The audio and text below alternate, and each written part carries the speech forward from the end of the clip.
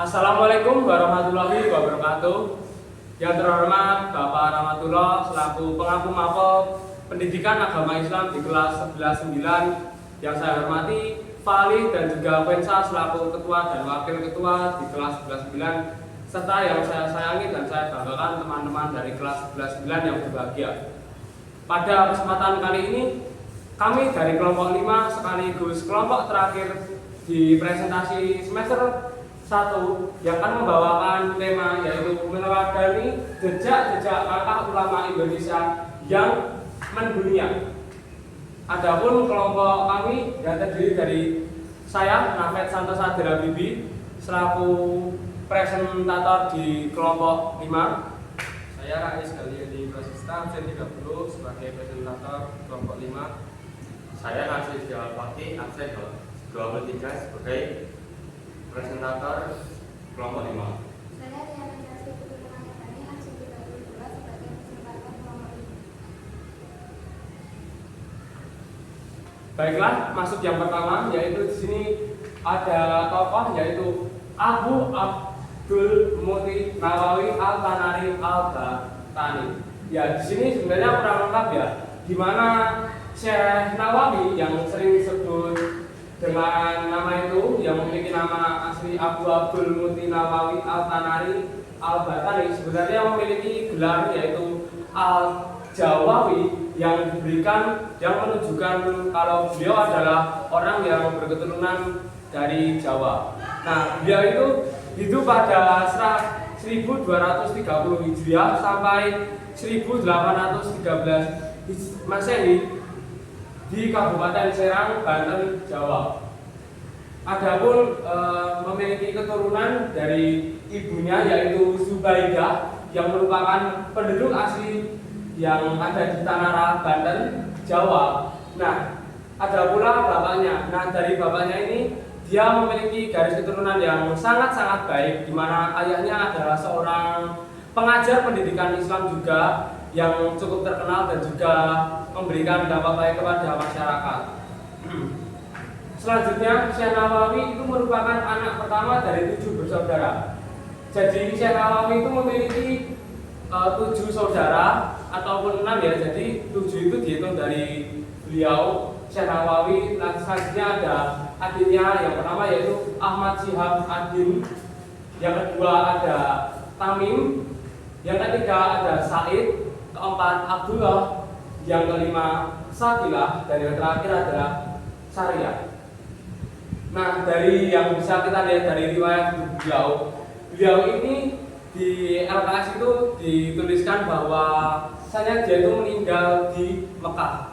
Dikarenakan apa? Dikarenakan semangatnya untuk mencari ilmu pengetahuan pada bidang agama itu sangat tinggi.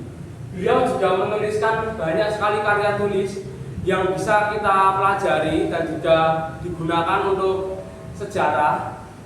Jadi memang beliau itu menyukai pendidikan sampai mencarinya ke negeri Arab. Beliau juga meninggal dimakamkan juga di Arab. Maka dari itu beliau mendapatkan gelar Al-Jawawi, yang artinya dia adalah keturunan dari ataupun berkebangsaan Jawa. Selanjutnya, apa sih teladan yang bisa kita ambil dari tokoh tersebut? Nah, tentu saja ya teman-teman, kita akan belajar mengenai tokoh. Tentu saja seorang tokoh ataupun teladan itu memiliki sifat-sifat yang tentu saja bisa kita jadikan teladan, seperti halnya kayak nabi-nabi, kayak Nabi Muhammad dan juga nabi yang lainnya, itu kan memiliki sifat-sifat. Nah, tidak lain dan tidak bukan itu dari tokoh yang ada di Indonesia itu juga memiliki sifat-sifat yang baik untuk kita. Misalnya, teladan yang dapat kita ambil dari Syekh Nawawi adalah kemauan untuk menuntut ilmu. Nah, di sini kemauan untuk menuntut ilmu tidak dibatasi ya teman-teman. Jadi walaupun ilmu itu sulit, ilmu itu jauh dari mata kita jika memiliki keinginan dari dasar hati, tentu saja kita mau mencari ilmu tersebut. Dan apakah siswa-siswa zaman sekarang sudah menerapkan hal tersebut? Tentu saja belum ya. Karena di sini juga walaupun sudah dibantu dengan majunya teknologi dan tidak sesulit dulu, Tapi anak zaman sekarang itu malah seringnya itu bermain HP atau menggunakan dampak negatif dari teknologi tersebut. Nah, seperti pada kondisi Indonesia yang sudah dijajah, tidak menurunkan kemauannya untuk menuntut ilmu sampai ke Mekah atau negeri Arab. Teladan yang berikutnya adalah sikap yang tekun dan juga ingin belajar. Jadi, walaupun Syekh Nawawi dulu sering belajar sudah pintar, tapi dia selalu haus dengan yang namanya ilmu pengetahuan. Karena memang benar manusia itu adalah orang ataupun makhluk hidup yang selalu kurang dan kurang. Akan tapi di sini kurangnya beliau adalah kurang yang baik, yaitu kurangnya ilmu pengetahuan. Jadi dia ingin maksimal belajar dan juga membagikan ilmu berupa karya tulis yang bisa dijadikan untuk bahan ajaran keturunan-keturunannya. Selanjutnya, di sini ada banyak sekali karya tulisnya dari beliau, yaitu yang pertama ada Sulam Al-Munajjah Syarah Sakinah Al-Salah, yang kedua ada Rajah Al-Basair Syarah Al-Risalah Alamiah Bain Al-Uswa Al-Fiqh wa Al-Tasawuf, yang ketiga ada Al-Tausikhud Al-Habib Al-Gharib Syarafat Al-Farid Al-Mujib, yang keempat ada Marati Al-Ubudiyah Syarafatan Bidayah Al-Bidayah, dan selanjutnya ataupun yang terakhir ada Nasai Al-Ibad Syarah Al-Manbahatu Ala Al-Istidat Li Yaumil Ibad. Jadi teman-teman, jadi di karya tulisnya bisa dipelajari sendiri. Belum selesai teman-teman. Mohon maaf ya, dikarenakan tadi ada revisi PPT, mohon maaf Bapak. Dan selanjutnya ada Tami Al-Mubyan Syarah Mudumah Syuhu Al-Iman, ada Al-Tafsir Al-Munir Al-Mu'alim Al-Nazir Al-Fasir An-Wujud Mahasin At-Ta'wil Usama Marah Habib Dikasyaf Makna Quran Majid. Dan selanjutnya ada Nur Al-Dalam Ala Madumah Al-Musama Bi Aqidah Al-Awan. Yang selanjutnya atau yang ke I ya, yang ke-9 itu ada Tanqi Al-Faul Al-Hasis Syarah Lubab Al-Hadis. Dan yang terakhir ada Uqud Al-Hujain Fi Bayan Hukum Az-Zaujain. Nah, di sini saya akan menjelaskan salah satu saja ya teman-teman, yaitu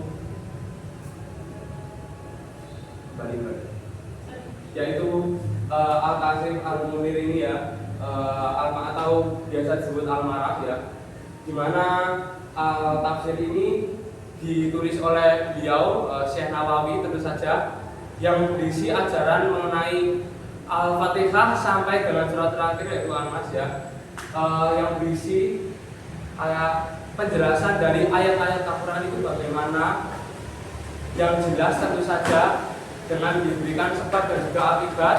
Penulisannya juga sudah dijelaskan.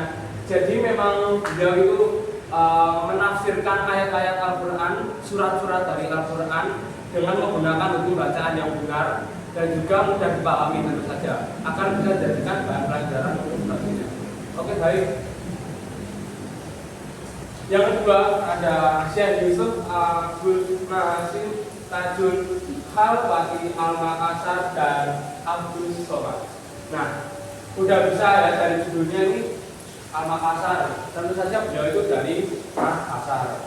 Yang pertama ada Syekh Yusuf yang memiliki riwayat hidup berasal dari bangsawan tinggi yang ada di kalangan suku bangsawan Makassar dan mempunyai pertalian kerabatan dengan raja-raja Banten, Goa dan juga Bone.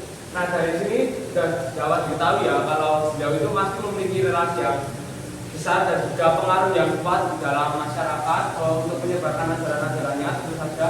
Dikarenakan Syekh Yusuf sendiri memiliki asal garis keturunan yaitu dari bangsawan yang tinggi, dan juga pada saat itu unsur-unsur kerajaan itu tentu saja masih kuat ya, karena masih di era awal Indonesia. Nama lengkap beliau adalah Tuanka Salamakari Goa Syekh Yusuf Abdul Masin Al-Tas Altat, Al-Khawati, Al-Makassari, Al-Batani. Al-Makassari yaitu beliau itu adalah keturunan dari Makassar. Tapi beliau itu lebih populer dengan sebutan Syekh Yusuf ya. Mungkin dikatakan lebih pendek juga. Sejak tahun 1995, namanya tercantum dalam deretan pahlawan nasional berdasarkan ketetapan pemerintah Republik Indonesia. Dari sini kita juga bisa tahu ya bahwa misalnya Syekh Yusuf itu memiliki pengaruh juga dalam bidang politik. Beliau kan juga bangsawan dari kerajaan Banten, Goa, dan Bone ya. Tali relasinya juga banyak. Jadi untuk mengatur masyarakat dan juga berkolaborasi dengan pahlawan-pahlawan setempat pada saat itu untuk melawan penjajahan misalnya itu rumit sekali. Dan Republik Indonesia pemerintah memberikan penghargaan yaitu tercantum namanya deretan pahlawan nasional dan itu sudah ada di ketetapan pemerintah. Selanjutnya, yaitu keteladanan apa yang bisa kita ambil dari beliau. Seperti pada tokoh yang pertama, memiliki keteladanan sifat-sifat yang bisa ditiru oleh kita semua, yaitu ketekunan, yaitu yang pertama ketekunan, penjelajahan dan ikhtiarnya dalam menuntut ilmu dapat dijadikan contoh. Selain itu pantang menyerah dalam berdakwah. Ajaran Islam juga patut kita pelajari. Yaitu yang pertama adalah tekun. Tekun dan rajin itu hampir sama ya teman-teman.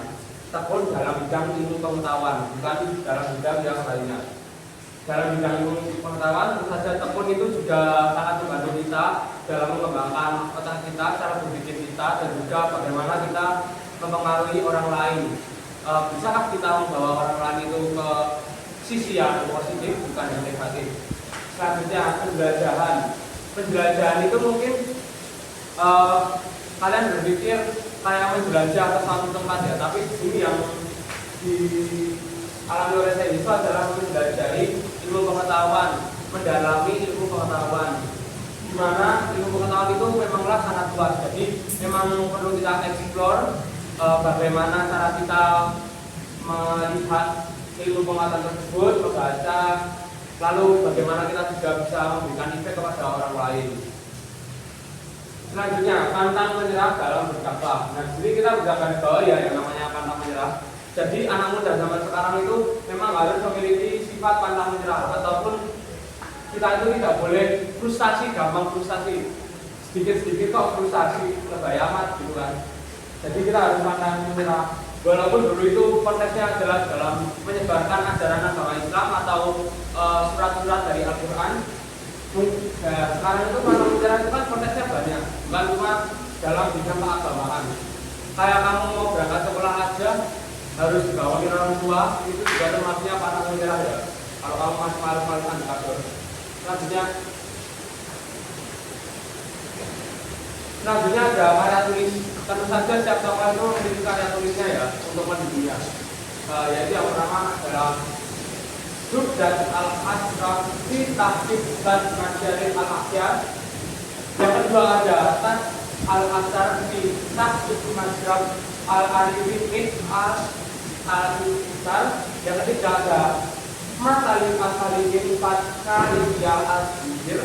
Yang terakhir yaitu Safinah Sanaja, yang menjadi karya yang paling populer yang sekarang ada di Museum Pusat Jakarta, yang didapati sekitar 10 manuskrip yang belum diterjemahkan oleh Syekh Yusuf. Jadi sini saya akan menjelaskan satu saja, yaitu Safinah al-Najah.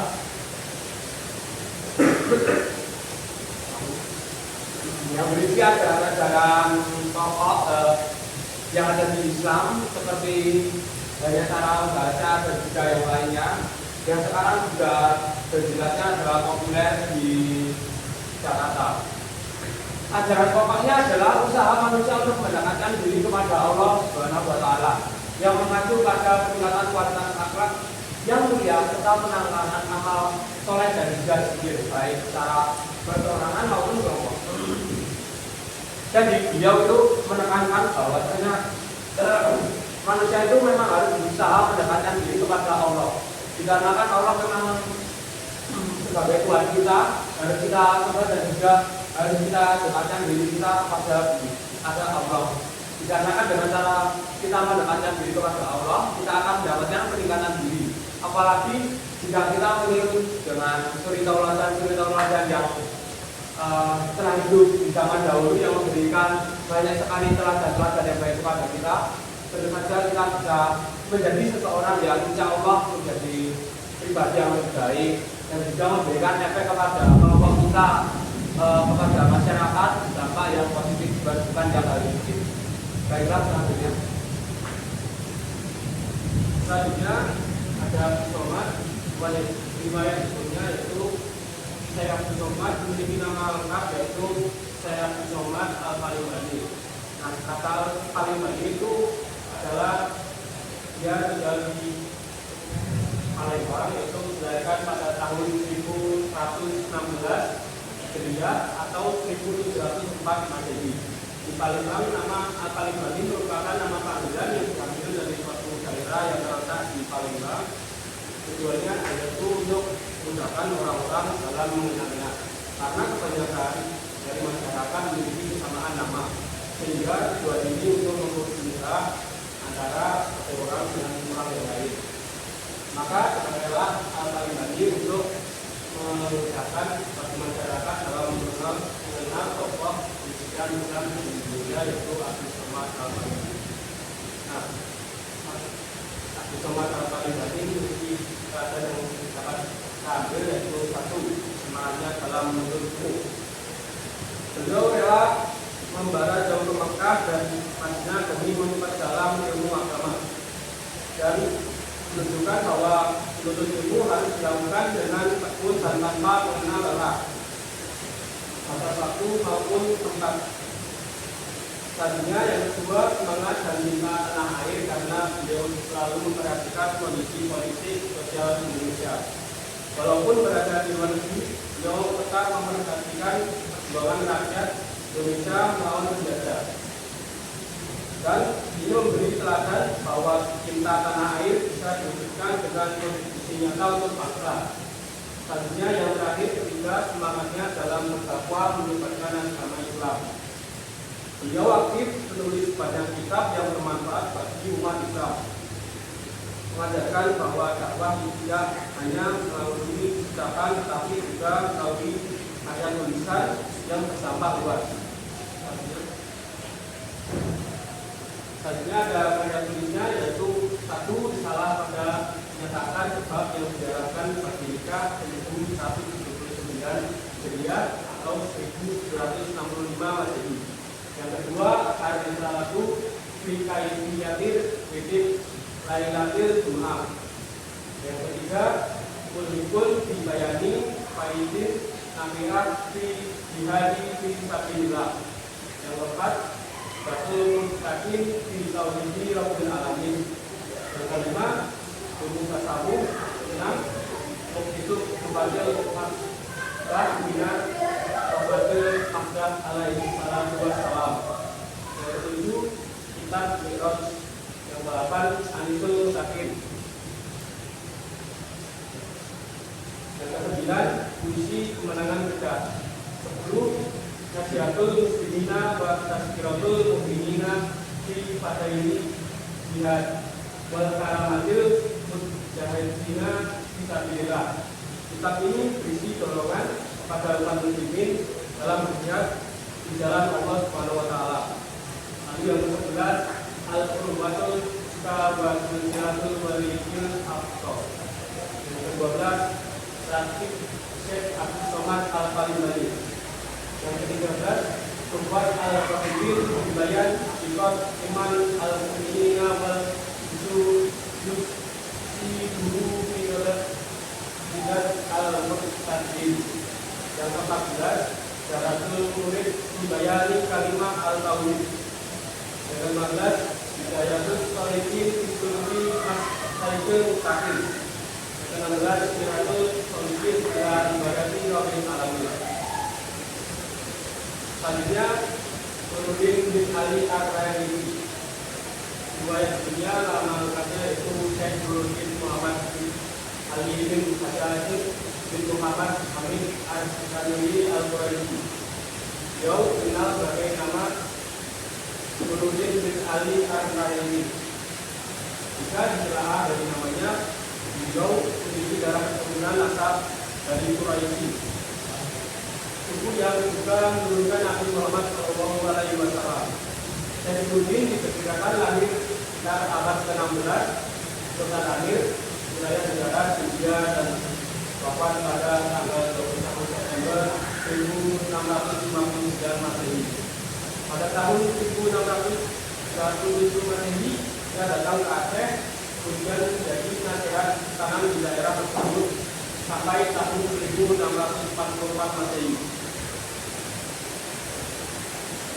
Ada yang dapat kita ambil dari Nurdin bin Ali Ar-Raini, yaitu peranan Saifuddin dalam perkembangan Islam Nusantara tidak dapat diabaikan. Dia berperan sebagai pembawa tradisi besar Islam, tak mengurangi maksudnya tradisi lokal ke dalam tradisi yang dibawanya, tanpa mengabaikan peran ulama lain yang lebih dahulu melibatkan Islam di budaya sendiri. Beliau berupaya menunjukkan satu mata rantai tradisi Islam yang hidup hangat dengan tradisi Islam Nusantara. Bahkan Saifuddin merupakan ulama pertama yang membedakan penafsiran doktrin dan taktik sufi yang salah dan benar. Selanjutnya ada ayat tulisnya, yaitu yang pertama Al-Sirah Al-Mustaqim, dua Al Al-Farid, tiga Al-Farid An-Nafisiyah, yang ketiga Dayat Al-Habib di Al-Tasrif Al-Tasrif, empat Istanus Salatin Sibri Al-Awalid wa Akhirin, yang kelima Hijjah di Jafat Al-Ilmasabi, yang keenam Salah Sib Al-Asrar, yang ketujuh Hijjah Sifat Al-Adiyal, yang kedelapan Akbar Al-Akhirah fi Awal Al-Qiyamah, lalu yang ke-9 Al-Asbil, yang ke-10 Maut Hayat di Al-Mamad. Nah, selanjutnya kita lanjut ke poin D, yaitu Syekh Rauf Muhammad Saleh dan Hamzah Al-Bandari. Yang pertama, Syekh Rauf. Syekh Rauf asli dikenal juga sebagai Syekh Wala yang lahir di Singkil, Aceh pada tahun 1615 Masehi. Ia menuntut ilmu agama di Aceh dan kemudian melanjutkan perjalanan ke Timur Tengah seperti Mekah, Madinah, Yaman, dan Persia. Setelah kembali ke Aceh, ia diangkat menjadi mufti kerajaan dan berperan sangat besar dalam persebaran Islam di Sumatera. Ayahnya yang sangat terkenal adalah Mir Abdul yang menjadi pedoman hukum Islam di Nusantara. Syekh Rauf wafat pada tahun 1693 yang dimakamkan di Syekh Kuala, Banda Aceh. Selanjutnya, pelajaran yang dapat kita ambil yaitu satu, kecintaan pada ilmu pengetahuan. Yang kedua, kerja keras dalam belajar ilmu pengetahuan. Yang ketiga, ketekunannya dalam mengajarkan ilmu kepada murid-muridnya. Yang selanjutnya C, karya tulisnya. Yang pertama, Mirat Al-Sulab Bintasir Mawai Al-Badiyat Al-Akam Al-Saniyah Limalik Al-Wahab, yaitu karya di bidang fikih atau hukum Islam yang ditulis atas permintaan Sultan Hadiyaddin. Yang kedua, Tarjuman Al-Mutafid yang merupakan naskah pertama tafsir Al-Quran yang lengkap dan berbahasa Melayu. Yang ketiga, Tarjuman Hadis Arba'in karya Imam An-Nawawi yang ditulis atas permintaan Sultan Hadiyaddin. Yang keempat, Mawai Al-Badi yang berisi sejumlah najar-najar penting dalam pembinaan akhlak. Yang kelima, Tanfi Al-Wadi yang merupakan naskah tasawuf yang memuat pengajaran tentang martabat itu. Yang keenam, Kifayat Al-Mutadi ila Majrah Al-Buaidi Al-Khairi Biwadatul Wujud yang memuat penjelasan tentang konsep Wadatul Wujud. Yang ketujuh, Dafai Al-Hur, yaitu pengajaran mengenai tasawuf dan teologi. Selanjutnya, dua, Muhammad Saleh. Syekh Saleh Darat pada tahun 1820 hingga 1903 adalah ulama besar asal Jepara yang dimakamkan di Berkota Semarang. Ia dikenal sebagai guru dari banyak tokoh-tokoh penting seperti K.H. Hasyim Asy'ari atau pendiri NU, K.H. Ahmad Dahlan atau pendiri Muhammadiyah, dan juga menginspirasi R.A. Kartini. Selain itu, dia juga menulis beberapa kitab yang berbahasa Jawa agar bisa dipahami oleh masyarakat. Selanjutnya, peran Syekh Khalid Barat sangat besar dalam persebaran Islam dan pendidikan di Nusantara, sehingga jasanya harus dikenang hingga saat ini. Selanjutnya, pelajaran yang dapat kita ambil yaitu 1. Pengembaraannya ilmunya melalui ulama yang sudah masyhur. Yang kedua, tidak puas hanya menimba ilmu ulama di Nusantara. Yang ketiga, mendidik wanita-wanita muslim pada masa penjajahan, belajar yang umumnya menjadikan wanita sebagai warga kelas 2. Selanjutnya adalah kata tulis nomor merupakan oleh Muhammad pada akhir 12 negara antara lain yang pertama kitab Munjiat, yaitu kitab tentang tasawuf maupun puncaknya membahas tentang lingkungan diri, membahas prinsip agama Allah dan menghindari kitab-kitab duniawi. Yang kedua secara kitab Al-Quran. Ini juga mengupas tentang tasawuf, tetapi lebih tepatnya tentang makna-makna mendalam kalimat karya Ibnu Athaillah As-Sakandari. Yang ketiga Lataif Al-Taharah, ini tentang hukum fikih seperti itu, tayamum dan mandiri, sedangkan menjadi dasar utama seorang muslim untuk beribadah. Yang keempat kitab Salah membicarakan tata cara mengerjakan salat seperti niat, bacaan, gerakan, bahkan makna spiritual dari gerakan salat. Yang kelima adalah Fadil Al-Hafidh al-Jawi al-Tauhid. Yang keenam Mufti Al-Razi, kandungannya membicarakan tasawuf atau akhlak. Yang ketujuh membaca al-Tazkiyah juga tentang tasawuf dan akhlak. Yang kedelapan kitab Al-Muqtad tentang perjalanan Nabi Muhammad SAW. Yang kelima perintah salah satu. Yang kesembilan kitab Asrar al-Saleh, kandungannya membicarakan rahasia-rahasia sholat. Yang ke-10 Faid Ar-Rahman, kitab Jamak Tafsir Al-Kalam Al-Malik Al-Jalan. Yang ke-11 kitab Manasik An-Nasir Walam Umrah Wa'adat Al-Ziyalah Musyarif Al-Sa'ud. Yang terakhir kitab Al-Fuqah Musyariyah Al-Qasiyah Al-Alam. Selanjutnya adalah Mbah Al-Mansuri. Mbah Al-Mansuri adalah salah satu seorang ulama cendekiawan dan sastrawan yang berasal dari Aceh. Mbah Al-Mansuri dikenal sebagai pelopor tasawuf dan sastra Melayu dengan karya-karya berupa risalah keagamaan serta pembacaan buku di sekolah Islam Mandiri secara ilmiah dan sistematis.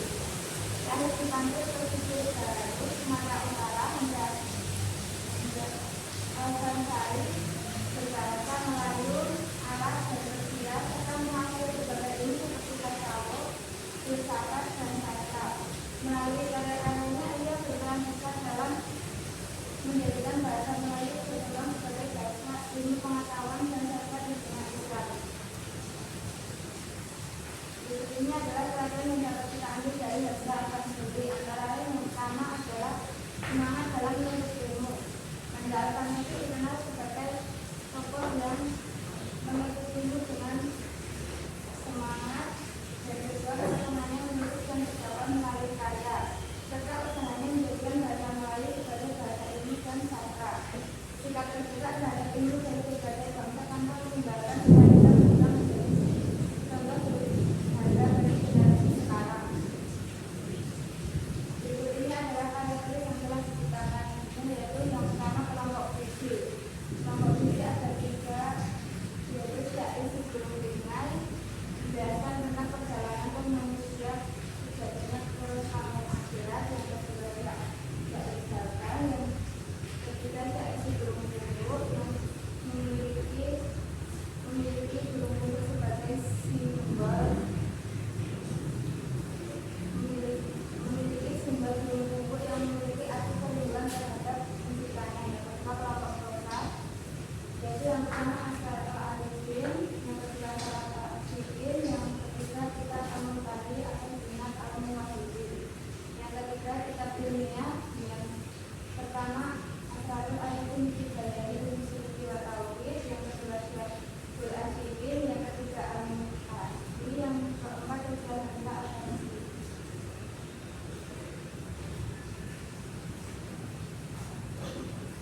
Baiklah, jadi dapat disimpulkan ya teman-teman semua bahwasanya dari set yang pertama, siapa tadi yang pertama tadi?